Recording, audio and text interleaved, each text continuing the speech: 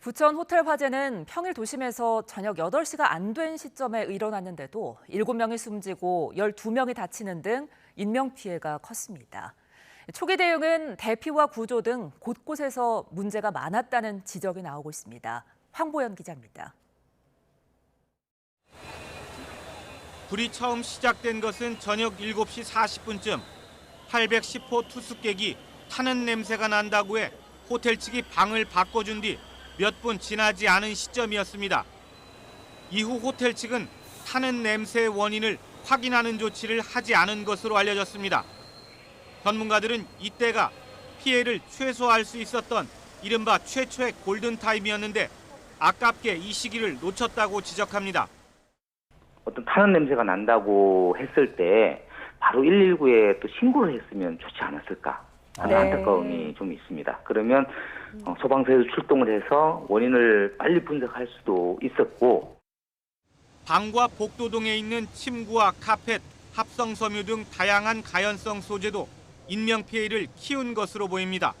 이런 제품들은 불꽃 없이 연기가 많이 발생하는 특성을 보이는데 좁고 밀폐된 공간에서는 특히 치명적입니다. 이번 화재 때도 5명이 방과 복도에서 질식사한 것으로 파악됐습니다. 친구가 밖에서 비명 지르더라고요. 수건에 물 묻히라고. 이거 문을 딱 여는데 그때 보니까 연기가 몇 분, 몇 분 사이에 완전 꽉. 에어매트를 이용한 구조 과정에서도 문제점이 지적됐습니다. 여성 1명이 뛰어내린 뒤 에어매트가 뒤집어졌고 뒤이어 뛰어내린 남성은 매트를 벗어나면서 결국 2명 모두 숨졌습니다.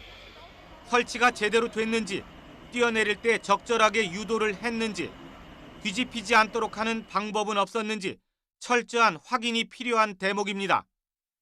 그 모든 것들이 종합되어 있었다. 그런 모든 것들에 지금 어떤 부실함이 보이는 그런 사고였다라고 볼 수가 있습니다. 7명이 숨지고 12명이 다친 부천 호텔 화재. 잘못된 사전 대비와 사후 대응의 종합판이라는 비판이 나오는 가운데 전문가들은 이번에 드러난 문제점들을 면밀하게 파악해 고쳐나가야 한다고 입을 모으고 있습니다. YTN 황보연입니다. 19명의 사상자를 낸 부천 호텔 화재와 관련해 경찰이 수사본부를 격상하고 본격적인 화재 원인 조사에 나섰습니다. 경찰은 부천 화재사고 수사본부장을 기존 원미경찰서장에서 경기 남부청 광역수사단장으로 변경하고 오늘 오전 10시 수사본부 회의를 열었다고 밝혔습니다.